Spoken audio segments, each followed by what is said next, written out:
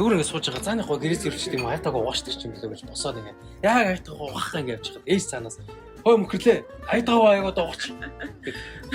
Дүүд ингээд бүр яг ингээд гоё дүүцмэс ирчүүч ингээд хамаг юм алга болоод тий угаахгүй баймар санагдаад тэрүүний эсэргүүцмэр санагдаад тий би угаахгүй гэж юм те гэж бараг тиймэр санагддаг те энэ л юм ингээд макроменежмент аахгүй товчондоо макроменежмент юу гэдэг вэ гэхээр ерөөсөө creativity байдлыг унгаадаг creativity уннаа гэдэг чинь тэр хүн өөрөөр ажиллаж чадахгүй танаас илүү сэтгэж чадахгүй. Макроменежмент хийж байгаа хүнээс илүү сэтгэж чадахгүй гэсэн үг байхгүй. Баг 10 хүнтэй, 3 хүнтэй, хэдэн хүнтэй ингэ байж болдог. Магадгүй лидертэй байж болдог. Лидер нь макроменежмент хийгээд өгчих юм бол тэр нэг хүнээс илүү гарахгүй л гэсэн. Түүнтэй хүндээ коллектив интеллиженс гэсэн маш том утга байгаа. Нийгэм өөрөө коллектив интеллиженс маш төвхтэйгээр ингэж явдаг. Шоргоолз амар тэнэгтэй. Яг үнэ зүгээр л ингээл химийн ойроод байгаа боцыг мэдрээл зүгээр автомат баг робот ч байхгүй. Гэхдээ маш олон шоргоолцны колон коллектив интеллиженс амар гайхалтай юмнуудыг хийдэг заяа. Хоорондоо колон хоорондоо дайдаж болдог заяа. Нүүдэлдэг. Бараг тухайн колоны хувьд ямар зүг зөхстэй гэсэн эдийн засгийн бараг шийдвэрийг хүртэл ингэ гаргадаг юм. Тухайн нөхцөл байдалд ингэ амар адаптив ингээд шийдвэрүүд ингэ гаргадаг. Амар ухаалаг юм шиг хөлтүүдийг гаргадаг. Тэр шоргоолцноос биш шоргоолцны коллектив интеллиженс гарч ирж байгаа. Тэгэхээр ерөөсө хоёр мэг амар устгаж байгаа юм санаж байгаа. Creativity болон collective intelligence. Тэгэд яг үндэ market management хийдэг хүмүүс яг үндэ хий гэж хийдэггүй. Хинч нөгөө өрх гэдэг шиг. Яг үндэ бүхэл лидерүүд бүхэл ямар нэг юм хийх гэж зорж байгаа хүмүүс тэрийг сайн хийх хүсдэг. Perfect хийх хүсдэг. Тэгээд энэ нь яг үндэ тийшээ ингээд бүтчихдэг байхгүй. Жишээ нь би Bird Box гэдэг яг дотор нь жижигхэн компани ингээд тэр хүмүүс өдрөдөд явдаг байлаа. Би тухайн яг ингээд айгүй голдрлоо болоод явчихсан үсгсэн анхны компани. Мэдээж би бүх юмыг төсөөлөх гэж байсан залууны амбиц мөн гэдэг ч юм уу. Олон юмуд нөлөөлж байгаа. Маш чи хиттэй байсан гэсэн үг үү? 21-т эхлүүлж байсан юм уу? Концепц нь 21-ээс эхлүүлээд тэгээд ингээд явж байсан. Жилийн хугацаанд бодож юмудаа боловсруулад тэгээд гарч ирж байсан. Яг гоо компани ямар ч компани маш олон үе шаттай байгаа шүү дээ. Компани болгонд байдаг адилхан үе шатууд байгаа. Дотор макро менежмент юу хүний нөөцийн өндөр гэдэг санхүү талын нөөц юу байдаг те. Тэрнээс гадна тухайн салбарын онцлог ингээд үйл ажиллагаанууд байгаа. Жишээ нь манай салбарын онцлог бол амар худалдаа авалт хийх дээр анхаардаг. Хүмүүс худалдаа авалт хийх хүмүүсийг сайн хийдэг болох дээр анхаардаг. Сэлсийг заах дээр анхаардаг. Тэгээд контент хийдэг. Контентын чанар дээр анхаардаг. Контентын хийх чанар нь өөрөөсөө дотроо бас олон секшнтэй те. Стори бичнэ. Очиж зураг авалтын процессын зураг авалтын процесс дараа нь эдит хийх. Айгуу тэгээд би энэ болгоны бүгд responsibility байгаа болохоор бүгдийг perfect хийх хүсэж байгаа. Тэгэхээр full perfect хийх хүсдэг болохоор би нөгөө бүх юмуд ингээд өдөр шөнөгүй ингээд судлаа суучдаг. Өөрөө л ганцаараа өөрөө судаг. Тэгэл амар гоё ингээд бас ингээд над залуучууд хамтарч ажиллана. Амар гоё ингээд стори өөрөө бичгээл янгууд энэ сторинууд нь Excel-аас ингэж явах нь жоохон буруу юм шиг байна. Тэгэхээр ингэж явах нь илүү зөв юм шиг байна. Ийм цаанаа илүү орж ирлээ. Ингэж хүн татъя гэл тэр хүмүүс ингээд хажуугаар тэр өөрөөр нь ингэж creativity байхгүй байх. Тэгэхээр нөгөө аяга угаачих гэдэг шиг юм хийсэн юм шүү дээ. Тийм чи аяга угаачих. Гэхдээ бүр хогийн заяа. Аяга угаахтай хажууд нь өөрөө аяга угаахгүй жиж аяга угаах байгаа үл толгойн заагаад байгаа гэсэн. Ямар порлоноор яаж баг ингэж уурч байгаа гэл те. Тийм. Наатан шин тосон сайн харилцахгүй биш те. Наад хатуу хэсгийг үргэнд бол төмөр юугаар үрэх хэрэгтэй шүү дээ те. Тийм. Нөгөө нь тэгэл яг те би зүгээр төмрөөр одоохондоо өрмөрг байна гингүүд. Логикли ингээ маргалдахад байдаг. Өөрөө зүв болох гэдэг. Төмөр гэдэг чинь хатуу материал. Тэгэхээр наатан чинь ингээд хатуу юм үзүүлэх юм бол хатуу юмар зүйлэх хэрэгтэй гэж маргалдахад шүү дээ. Эцэс нь юун төрдөг гэхээр тэр хүн юу ч хийсэн миний санал бодлоо гэдэг хамаагүй юм биш үү гэсэн мэдрэмжийг авч байгаа байхгүй. Түүний буруу зүг байх нь хамаагүй. Хамгийн муухай тэр мэдрэмжийг авч байгаа. Тэгэхээр би одоо ингээд юу ч хийсэн буруу зүг буруу дээр нь буучдаг хамаагүй Би зүг байсан ч тэр хүн зүгийг хэлнэ. Миний буруу байсан ч тэр хүн зүг болгоод өгчнө. Тэгэхээр би энэ суух ямар хэрэгтэй вэ? Тэгээ дээрэс нь бүр нөгөө ганц нөгөө аяга угаах жишээн дээр бол тэр ганц аяга угаах процессыг айгу удаашруулад үр дүнгүй болгож байгаа. Зүгээр л ингээд тэр хүн бусаа хийчихсэн юм. Надад бол эцсийн ажлын үр дүн дээр ч гэсэн их сөрөг нөлөөтэй санагдаад байна. Яг үүнд тэр эцсийн бүтээтгүн гоё байна уу, муу байна уу гэдэг нь яг хамааралгүй. Үнийг тарих тэрийг нэг чухал амар гэж бодож ирсэн яг нь хамж чухал юм биш. Тэр процессыг хийж чаддаг хүмүүс нь өөрсдөө биеэ дааж ажилдаг болох нь хамгийн чухал юм байсан байгаа байхгүй юу? Тэнгүүт тэр хүмүүсийг би ажлын байран дээр нь хийж болох хамгийн муухай юмнуудыг би илэрхийлсэн. Би ажил дээрээ кайф авах чадах тэр өөрсдийнхөө ингээд бүтээлч байдлаар хандах юм би бооцсон.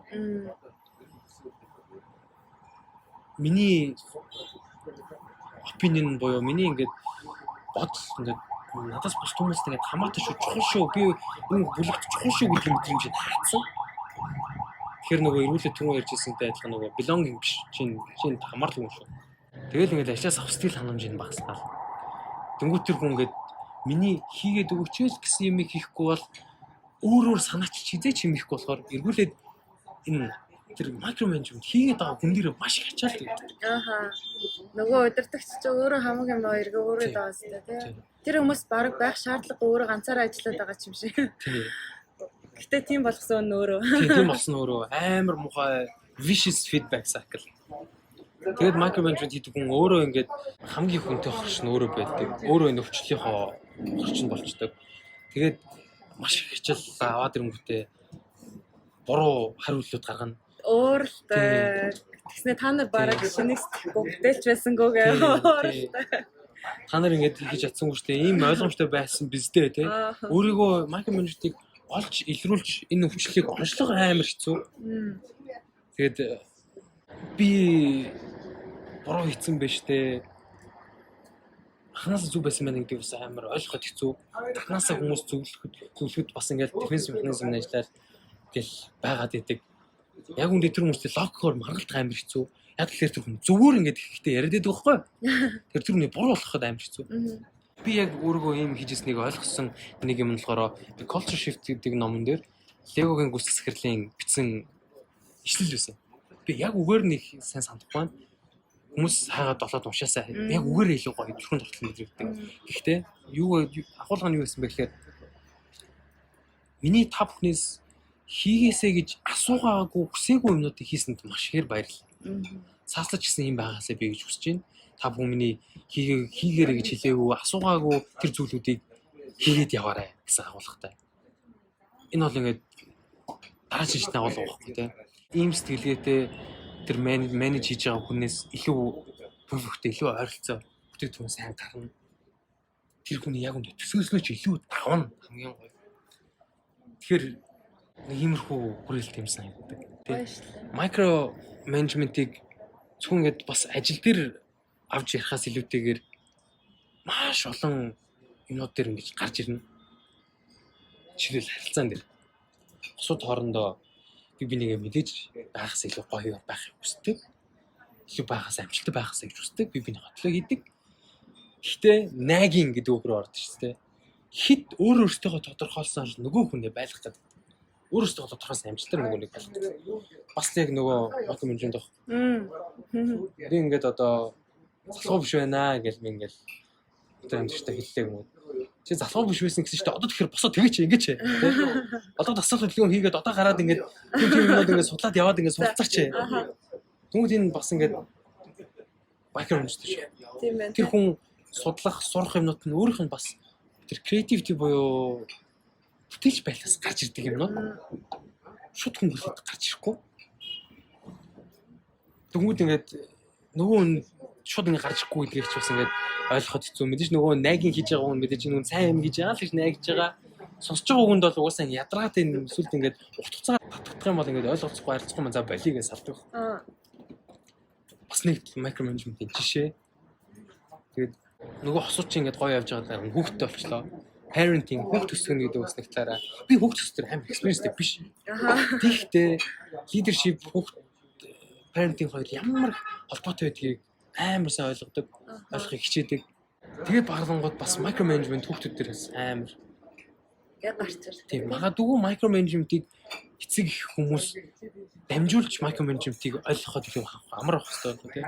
Хүүхдийнхээ өдөр тутмын юу их болгоныг ингээд заагаал байгаадах юм бол амьдрах чадвартай, creativity-тэй өөрөө ингээд гараад ингээд өөрөө explore хийгээд ертөнцийг ингээд судлаад өөрийгөө тодорхойлоо явдаг хурд болох уу? Эсвэл ингээд зөвхөн ээж авахаа дахиж юу хийхийг хүлээгээл дараа нь юу хийх гэдэг рүү ингээд явах нь уу ингээд хамаг тэр нөгөө цог нь унтарсан гэдэг ч юм уу тийм болох нь уу гэдэгтэй ч юм уу бас амар хамааралтай байдаг. Нөгөө аав ээжийнхаа сэтгэл ханамжтай байдалд хүртэл юм хийгээл тэгэл болчих те.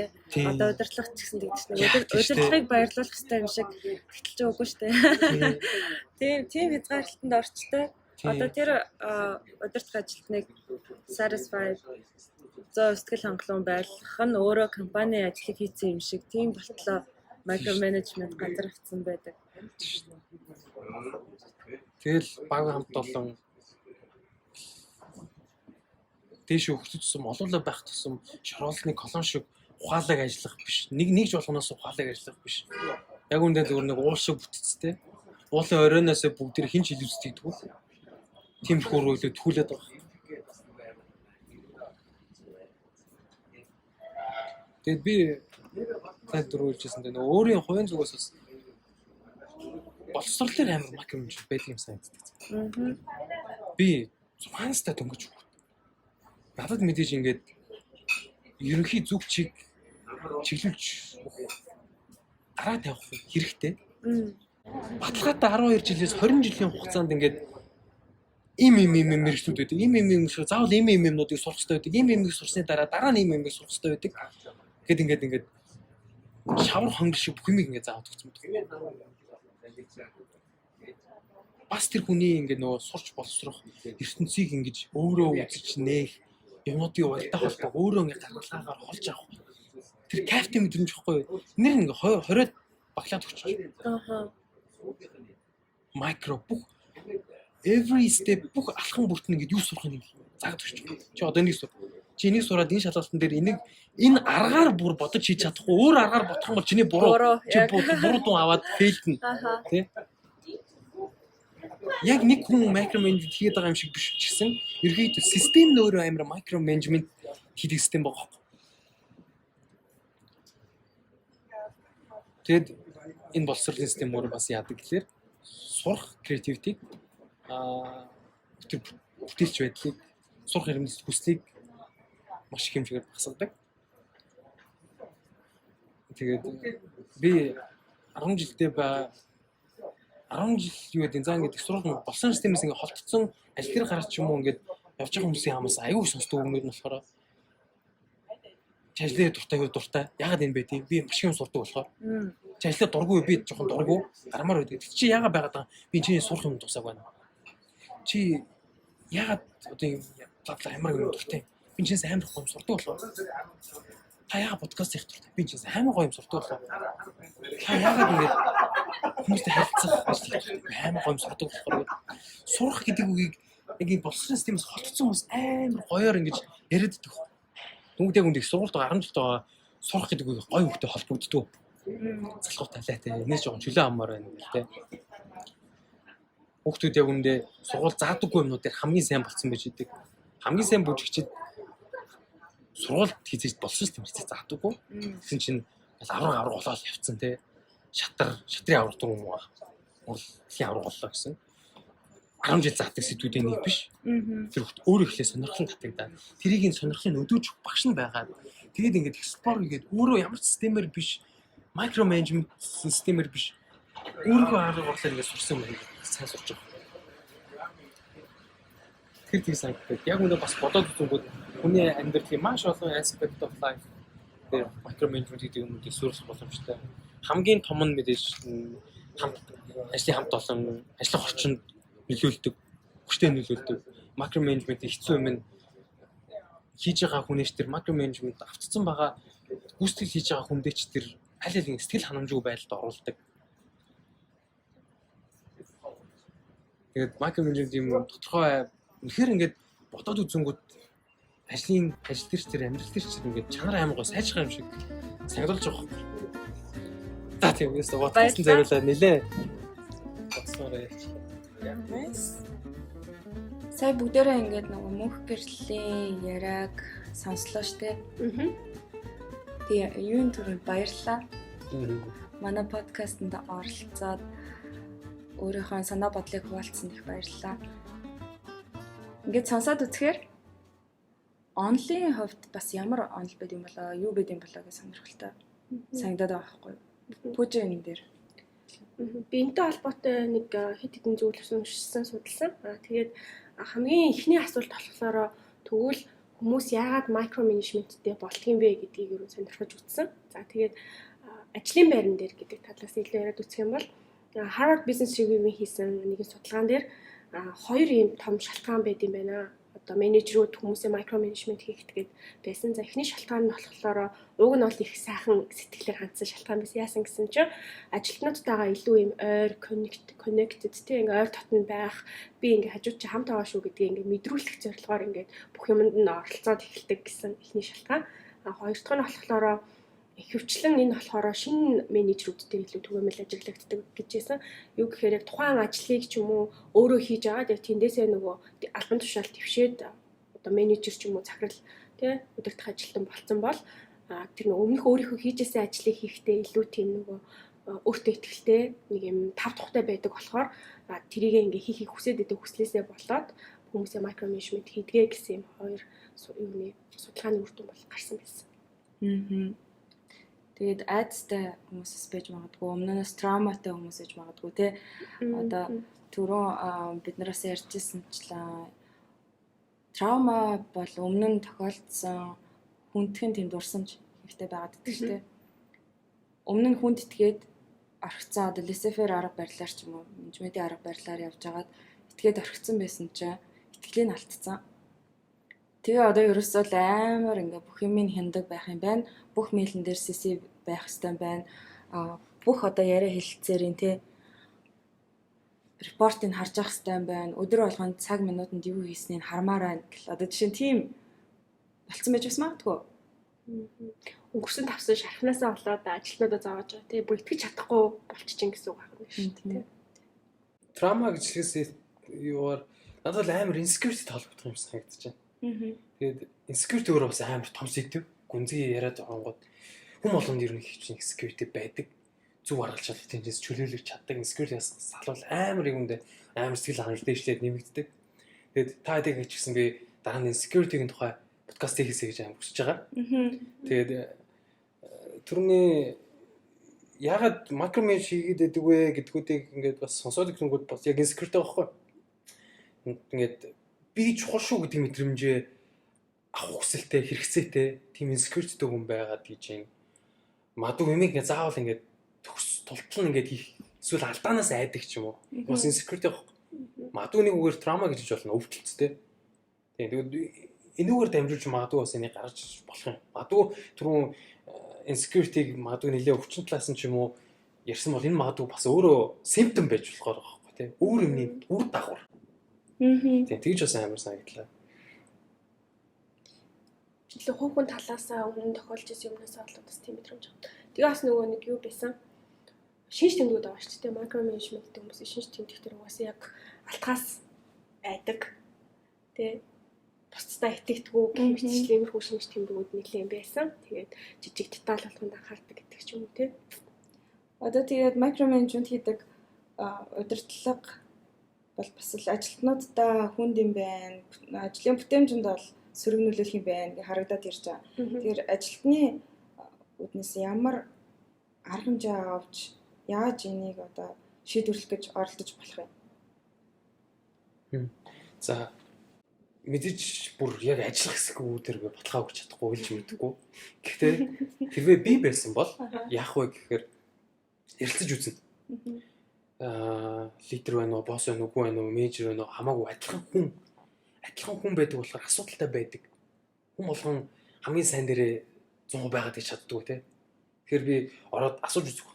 Магадгүй ингээл юу гэдэг нэг өчигдөр манай нэг видео хандлажсэн хүнийг амар загинчлаа юу гэдэг. Инх өстой ойлгомжтой бидтэй чи гэд яшлаа гэд ботход өнөдөр ороод тий сайн уу, ажил сайн уу, ямар нэгэн асуудал байна уу, тий жоохон care өгөө тий. өчтөр ингээд манай хэнийг жоохон батыг жоохон загинчих шиг боллоо. Уул нь манай бат маань амар олон гошин санаанууд бодоод яах ихээ ингээд бодоод төлөвлөө тэр дундаа ингээд явж исэн. Тэгээ одоо яг загнуулсныхаа дараа жоохон сэтгэлээр унаад юу ихээ мэдэхгүй болчлоо заацчих чинь. Тэгээд тавс яг ингээд ямар шүү байдалтай ямар шүү яг үр дүн хүлээж байгаа вэ гэдгээр ч юм уу те илүү ойлгоцгоо зүйл яасан юм бэ? Шууд энэ зөв энэ буруу хийорнд магадгүй та батад алдаа гарах боломжийн ингээд өгүүл яасан бэ? Угаасаа та хүн, би хүн, та бид хоёулаа алдна, бат хүн бүгдээрээ алдна. Гэтэ алдаатай юм хэрэг бас юм төгс биш юм гэсэн үг биш те. Юмнаас ингээд нөгөө таны ингээд нөгөө сайн хийхийг ойлгож байгаа илүү зөв үр дүн гаргахыг хүсэж байгааг мэдж байгаа. Гэхдээ яг үндэ тэр жижигхэн алдаа ч гэсэн энэ сэвэн харьцуулахад жижигхэн байхгүй. Тэгэхээр магадгүй бүтээмжийн алуу болгож байгаа тэр хүнийг хязгаарлаж байгаа гэдгээ өөрөө мэдэхгүй. Очоод загинснараа эсвэл очоод тэрийг юм амархан байсан юмыг ингээд хийхгүй яасан бэ гэдэг араас нь одоо уурлахаасаа ч юм уу те хямруулахаасаа илүүтэйгээр хийхээс өмнө би яг ийм зүйл хүлээж байгаа юм аа. Хүлээлт маань ийм байгаа. Ийм perfect төгс юм байх юм аа. Гэхдээ хийх одоо аргачлалыг өөрөө бодоод болчихоо. Гэ тэр хүнд нэг ямар нэгэн байдлаар жоохон ч гэсэн эрхчлөө өгөх нь чухал юм шиг санагдав. Яг зөв. Тэгээд дээрээс нь надад бас ингэ санагдчихээн л та. Магадгүй тэгвэл тэр микро менежмент хийгээд байгаа менежер ч өөрөө тэр хүлээлтээ хэлэхгүй байж болно шүү дээ тийм мартчихдаг ч юм уу. Тэгэнгүүт тэр доор нь ажиллаж байгаа ажилтан маань одоо альва нэгэн таск юм авахаасаа өмнө бас асуудаг байх нь айгүй чухал гэд Forbes-ийн бас нэг судалгаан дээр бичсэн. Яасан гэсэн чинь би энийг тэдгээр хугацаанд хийн шүү болох уу? Тэ та энийг компьютер хийж чадчихэв нөө. Дээрэс нь яг ямар үр дүн хүсэж байгаа вэ? Тэрийгээ ингээд зураглаа хэлээд өгөөч. Тэгэх юм бол одоо саяныхтай яг нийлж байгаа байхгүй тий. Тэрэн чинь тохируулаад хийя гэх юм бол бас ингээд асуугаад энэ нь бол илүү нөгөө нэг менежертэйгээ ажиллах талаасаа тий асууж үзээд тэгээд бас тэрэнд нь тохируулж ирэх юм бол аль альнийхаа цагийг гарцдахгүй юм байна. Ер нь бас тэгээд нэлээд хүн хоорондын харилцаа бол дандаа л ярилцгал байдаг шүү дээ тий. Тэгээ би ингэж бодоод байгаа байхгүй. Эхний удаадаа явахгүй заагаад өчлөө тий. Гой заагаад өч хүлээлттэй тодорхой болгоод өч. Тэгээд цаашаа хэсэг өөрөө хийх боломжийг олгоод, алдуулаад, онуулаад тэгжээс тэр хүн одоо тэр ажилтан байгаа үнц нь тэрэн дээр л гарч ирэх байх. Үгүй алхам бүрийн зааж өгөөд одоо зааварчилгааг нь өгөөд окей болчлоо гэд дараагийн удаа дахиад ижлэхэн юм ээж хатан дахиад зааварчлаа явж байгаа бол тэр ажилтан байх шаардлагагүй аль алныхаа цагийг үржтэй. Зүгээр л өөрөө л хийлтэй. Тийм тэр цалин өгөөд байх шаардлагагүй өөрөө л нэрээ хийлтэй. Тэгээд удирдлага байгаа одоо удирдах ажиллаж байгаа хүн микро менежмент хийгээ яваад хахаар эцсийн дүндээ би бол тэгж боддог. Ганцаараа л үлдэн тэр хүн. Яаж ганцаараа үлдэх вэ гэхээр ажилтнууд маш их хэмжээгээр ажиллаа хийж гарна. Тийм turnover өндөр байна гэсэн үг нь. Үгүй бол нөгөө хүн өөрөө эсэргүүцэлтэй их тулгарна шүү дээ. Офисын уур амьсгал сөрөг болоод муухай болоод байнга одоо бүх асуултуудаа захирал руугаа барьж ирдэг болоод бүтээмж нь муудаад ингээд ирэхээр нөгөө удирдлага өөрөө бас хашраад гарч магадaltaй аль ч тохиолдолд ганцаараа үлдэх юм шиг харагдаад байна. Надад бол. Ус ярилцахгүй бол тийм л дээ.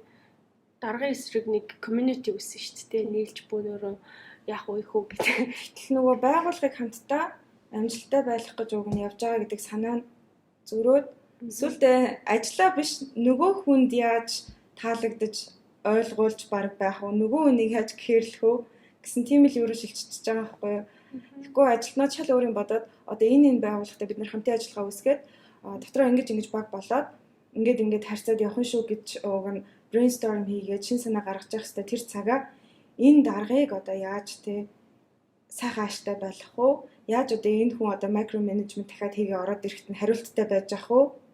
Гэт ингээд шал өөр чиглэл рүү явчихж байгаа санагдаж байгаа. Аль ч талаас нь болохоор тэр нөгөө шинж тэмдэг ажилтнуудад илэрдэг шинж тэмдэг дээр нь гүйцэтгэл мууддаг, бүтээмж мууддаг амар гоё шин санаа гаргаад ирсэн ч гэсэн тэрийг нь угаасаа тэрнгээр нь хүлээн зөвшөөрөхгүй нөгөө micro management хийж байгаа менежер чинь өөрийнхөө дүр зураг руу буулгах чинь штэ тийм юм чинь за тэгэл угаасаа л очиод өөрчлөгдөх юм чинь ингэсийг л хийчихье гэдэг юм бол дүр зураг айгүйх гарч ирдэг гэж бас болж мэдсэн.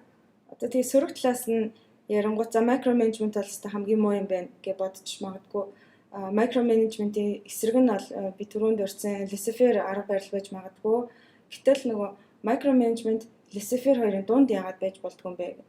Тэгээ дунд байгаа юм үнэхээр зааварчлах ёстой, нэг бүрчлэн хөтлөөд явах ёстой, тийм нэг бүрчлэн дагалгаврыг хийгээд хянаад явах ёстой юмнууд байж магадгүй. Дандаа тийм байгаад ирэх юм бол утгагүй болч байгаа. Дандаа laissez-faire өөрөө мэдээгээ орчих юм бол бас утгагүй болч магадгүй. Ажлын онцлогоос хамаарат.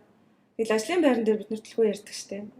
Одоо яг хуу бид нэр подкастын өмнөх хэсэгт сонссон мөнхгөрлийн ярианаас бол хосын харилцаан дээр гэл ингээд боловсролын салбарт гэр бүлтэй тий ээж аав хүүхдтэйгээ харилцаж байгаа байдал хүмүүжлэлт гээд ингээ яриад явах юм бол мэдээж өргөн цаар хүрээнд микро менежмент бас сөрөг юм байна гэдэг талаас илүү ойлгогдож магадгүй. Аль алын тунгийн тааруулаад явах юм бол хэрэгтэй ч юм байна, хэрэггүй ч юм байна л гэж би бол одоо дүгнж хараад байгаа. Яг сайн талаас нь арай жоохон эерэг талаас нь харсан бас хэд хэдэн тиймэрхүү кейсүүд байсан л да. Тэрэн дээр болохоор юу ямар кейс тухайн ажлыг илүү нөгөө сайн хэлбэрлүүн те илүү гүйцэтгэл сайтай байлгахад нь анхаардаг болохоор микро менежмент хийдэг шүү гэдэг тиймэрхүү санаанууд байсан. Тэгээ энэ бас холбоотой нэг тийм cute байсан. Тэр нь болохоор юу гэхээр микро менежмент болохоор тэр бол хүнийг удирдах байгаа шүү те. Одоо процесс үйл явцыг л ер нь бол хянаж байгаа шүү гэдэг бас нэг тийм санаа байсан тий. Үйл явцыг чинь сайжруулах гэж байгаа санаатай болохоор хийж байгаа шүү гэдэг нэг тийм арай нэг жоох эрэг талаас нь харсан тийм зүйлс арай дээр байгаасаа гэж хүссэндээ хийж байгаа шүү гэдэг ч юм уу тий. Тэгэхээр мөнхгөрл өөрөө ингээд нөгөө Bird Box компанийн талаар ярьсан шүү дээ. Бас уг нь сайн санджил микро менежмент хийжсэн баг тий. Тухайн үед ер нь бол нэг хүмүүс цаад болчих гата ингээд байн хажууд нь ингээд байсал ажлын зааварчлыг гэж бодоогүй л байлгүй.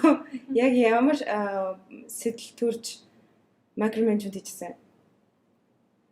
Мэдээж Үрдүн сайн байгаасаа л гэж бодсон. Result өндөр байх хэрэгтэй. Аха. Миний тухайд бодогчсон юм болохоор мэдээж нэг сөрөлцөөнүүд гарна. Аль нь зөв, аль нь буруу тий. Гэхдээ тухайд миний mindset болохоор нэгт багтаа итгэжсэн.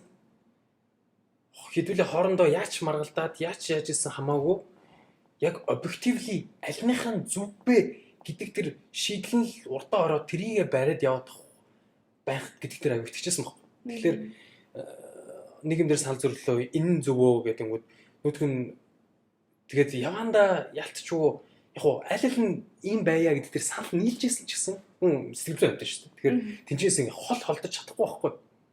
Яаж бодоод одоо би энэ ингэж миний урдуур ороод бүх юмыг ингээд заагаад байгаа нь яг үндэ энэ санаа зөв юм шиг боловч яг үндэ дахид нэрэнгээс л хүмүүсийг бүтээлж байлаа. Тэгэхээр багсаад хаачих жоо.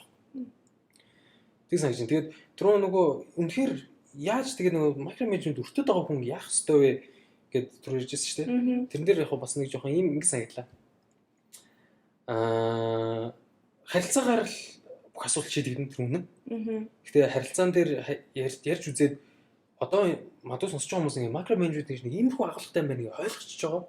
Мадуу тэр микро менежмент хийж байгаа тэр хүн ч гэсэн өөр хүн шүү дээ. Тэгэхээр тэр хүн ч гэсэн яагаад мадуугийн саналыг зөвлөөд өгч болохгүй шүү дээ. Тэр хүн нэрнгээсээ сонсч үзээд анализ хийж үзээд ойлгоод явах юм бол нэрнгээсээ л миний хийгээд байгаа үйл явцуудаа жоохон таарах гэдэг даа.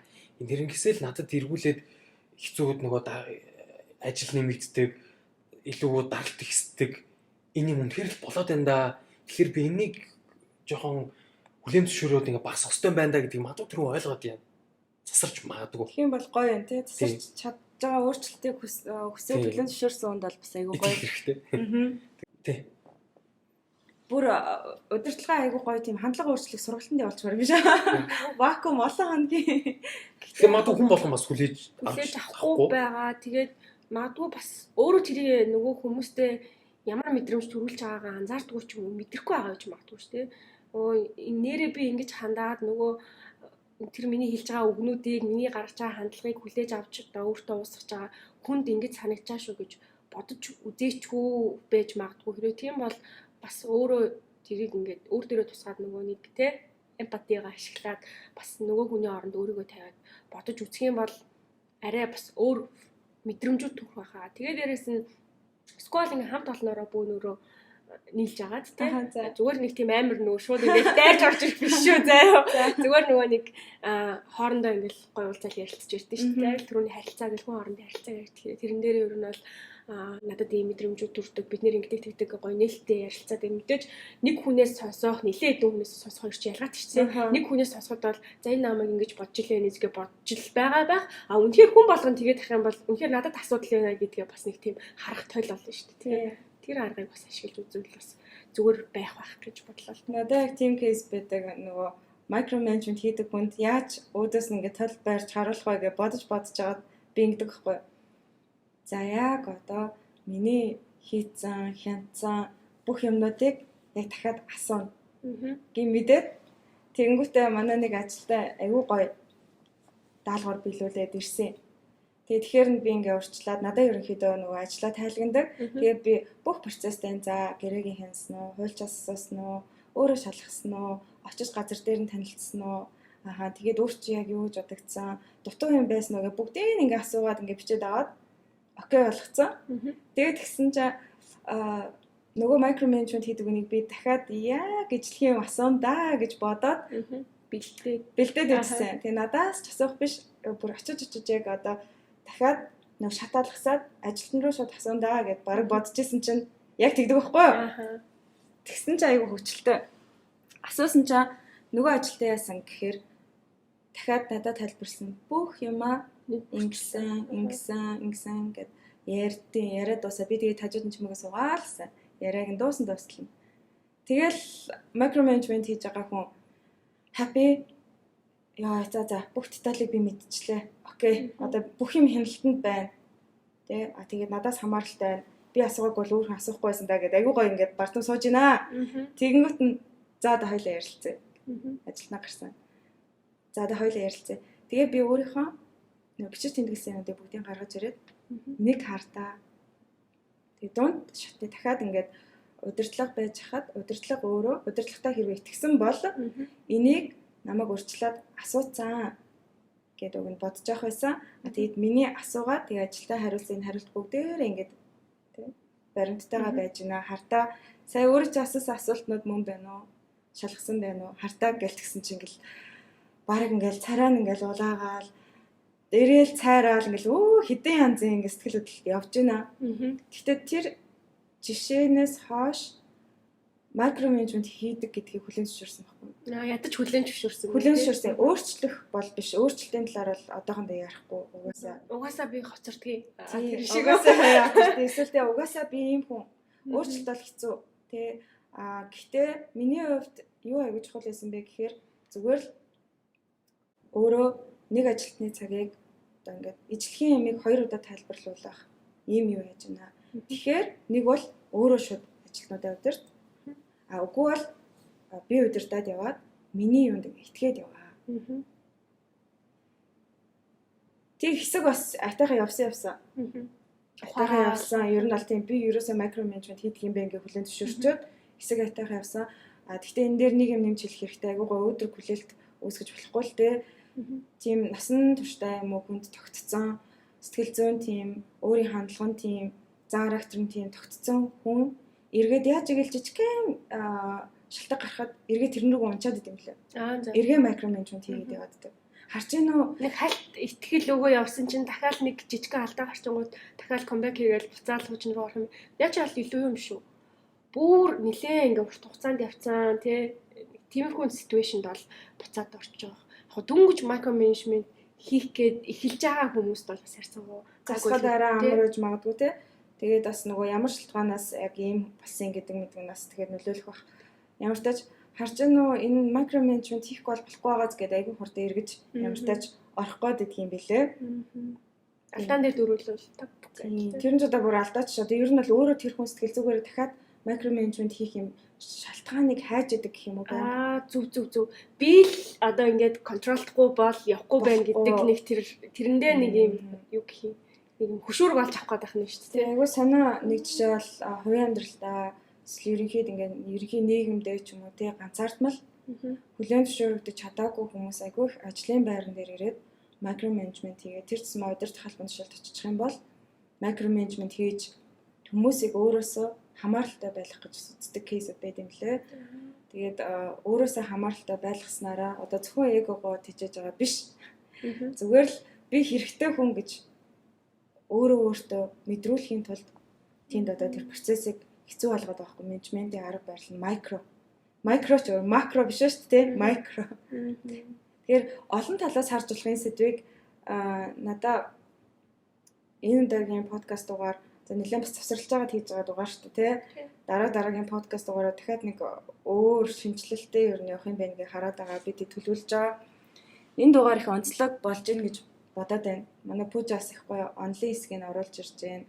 Манай мөнх гэрэл ингээд өөрийн туршлагаас одоо удирдлагын хувьд микро менежмент хийж байхдаа би уг нь ингэж бодож исэн байхгүй юу гэдгийг яриад тий. Миний хувьд микро менежмент хийжсэн удирдлага ажилтнуудад айгүйх надтай тулгарч исэн болохоор ажилтны хувьд юм уу эсвэл яг тэр хүнийг хажуугаас нь харж байгаа хүний хувьд ямар сэтгэлтэй байсан бэ гэдгээ оруулаад ярьж үзэж байгаа. Урьдчилаад бас тэгээд подкаст бичлэг эхлэхээс өмнө гадаа тийм мөнх гэрлийн өөрийн мэддэг онлуудыг бас ингээд онл туршлагуудыг яриулж үзснээс их онцлог боллоо гэж бодож байна. Надад бол бас ингэ санагдлаа л да. Альгаа ганцхан өнцгөөс нь харахгүй тий хоёр өнцгөөс нь бас хараад ярилцсан бас нэлээ давуу талтай байсан юм гэж бодлоо шүү дээ тий.